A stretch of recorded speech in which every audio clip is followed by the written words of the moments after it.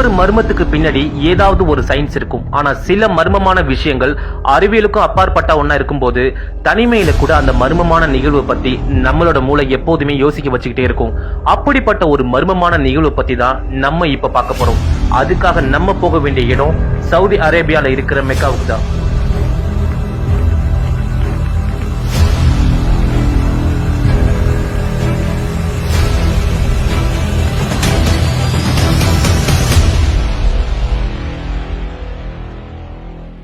உலகத்துல உள்ள ஒவ்வொரு முஸ்லிம் மக்களோட அதிகபட்ச கனவு மெக்காவில இருக்கிற காபான்னு சொல்லப்படுற இந்த பள்ளிவாசலுக்கு புனித ஹஜ் பயணம் வர்றதுதான்.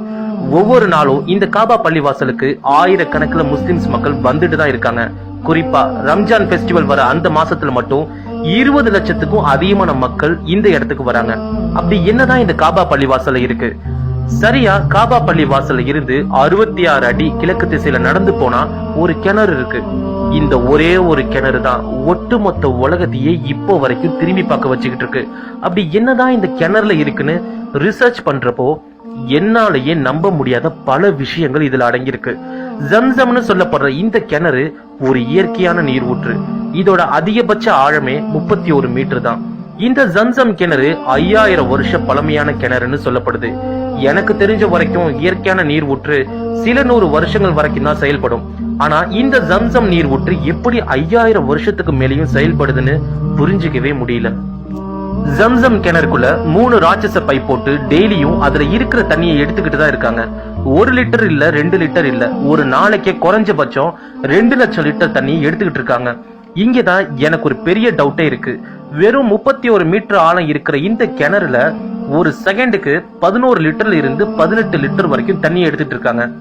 ஏன்னா காபா பள்ளிவாசலை சுத்தி எந்த ஒரு ஏரியோ ஆறோ இல்ல குளமோ எதுவுமே கிடையாது. கண்ணுக்கு எட்டின தூரம் வரைக்கும் பாலைவனம் மட்டும்தான் தெரியும். அப்போ எங்க இருந்து இந்த கிணத்துல இவ்வளவு தண்ணி வருது?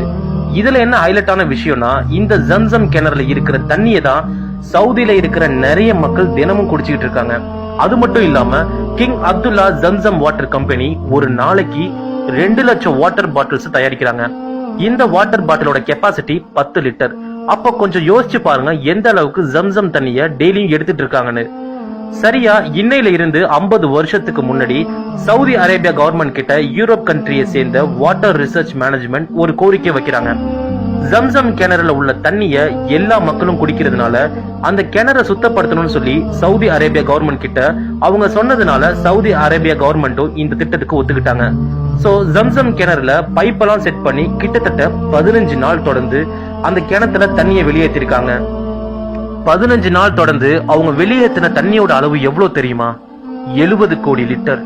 இவ்வளவு தண்ணியை எடுத்ததுக்கு அப்புறமும் ஜம்சம் கிணறுல ஒரு சொட்டு தண்ணி கூட குறையல. அதுக்கு பதிலா ஆல்ரெடி கிணறுல இருந்த தண்ணியோட அளவை விட 1 இன்ச் அதிகமா உயர்ந்திருக்குன்னு தெரிய வருது. இந்த கிணறுல இருந்து தண்ணியை வெளியாக்க முடியாதுன்னு தெரிஞ்சுக்கிட்ட யூரோப் வாட்டர் ரிசர்ச்சர்ஸ் ஜம்சம் கிணறுல இருந்து சில வாட்டர் சாம்பிள்ஸ டெஸ்டிங்க்கு எடுத்துட்டு போய் டெஸ்ட் பண்றாங்க. அவங்களையே ஆச்சரியப்படுத்துற அளவுல அந்த டெஸ்டிங் ரிப்போர்ட் இருந்துச்சு. ஏன்னா ஜம்சம் தண்ணில நேச்சுரலாவே கால்சியம் மக்னீசியம் மினரல்ஸ் அதிகமா கலந்துருக்குன்னு தெரிய வருது. அது மட்டும் இல்லாம நம்ம குடிக்கிற தண்ணியில குளோரின் யூஸ் பண்ணாதான் நம்மளால அந்த தண்ணியை குடிக்க முடியும்.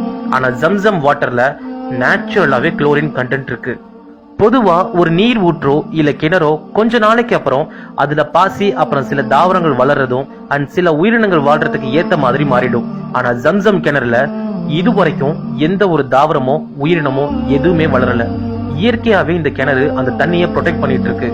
உலகத்திலேயே ஜம்சம் தண்ணி தான் குடிக்கிறதுக்கு ஏத்த ஹை குவாலிட்டி வாட்டர்னு ரிப்போர்ட் சொல்லுது. இந்த தண்ணியை குடிக்கும் போது ஆட்டோமேட்டிக்கா நம்மளோட பாடியில ஒரு புத்துணர்ச்சி ஏற்படுது. அது மட்டும் இல்லாம இந்த தண்ணியை நீங்க பாட்டில ஸ்டோர் பண்ணி எவ்வளவு நாள் வேணாலும் ஏன் வருஷ கணக்குல வச்சிருந்தாலும் கூட இந்த தண்ணியோட குவாலிட்டி அண்ட் பியூரிட்டி 1% கூட மாறாம அப்படியே இருக்கு.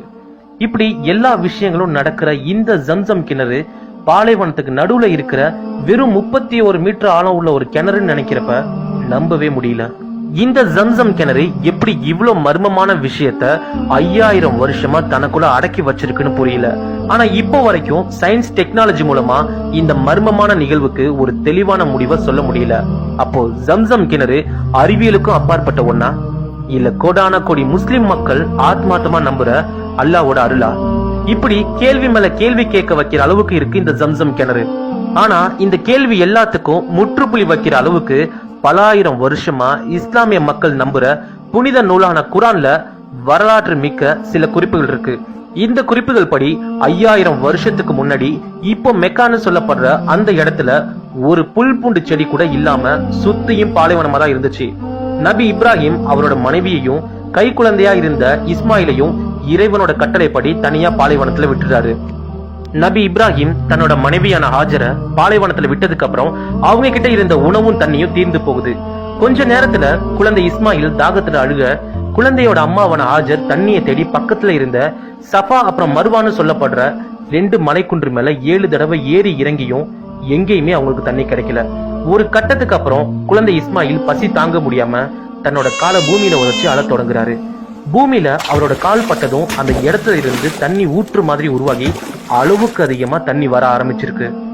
இத பார்த்த ஹாஜர் தனக்கும் தன்னோட குழந்தைக்கும் தேவையான தண்ணிய குடிச்சதுக்கு அப்புறம் அந்த நீர் ஊற்றுல இருந்து வர தண்ணிய கட்டுப்படுத்துறதுக்காக ஜம்சம்னு அரபி மொழியில சொல்லியிருக்காங்க.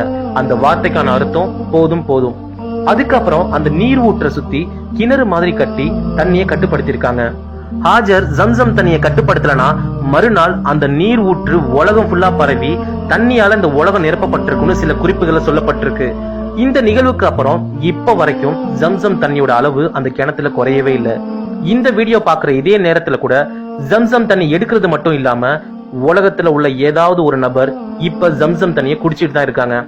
நான் இஸ்லாம் மதத்தை சேர்ந்தவன் இல்ல, ஆனா இந்த விஷயங்களை பத்தி கேள்விப்படும் போது இன்னும் அதிகமான இஸ்லாம் சம்பந்தப்பட்ட விஷயங்களை தெரிஞ்சுக்க ஆர்வமா இருக்கு. எது எப்படி இருந்தாலும் இந்த ஜம்சம் கிணறு இப்ப வரைக்கும் புரியாத புதிராவே இருக்கு. இந்த ஜம்சம் கிணறை பத்தி நீங்க என்ன நினைக்கிறீங்கன்னு கமெண்ட் பாக்ஸ்ல கமெண்ட் பண்ணுங்க.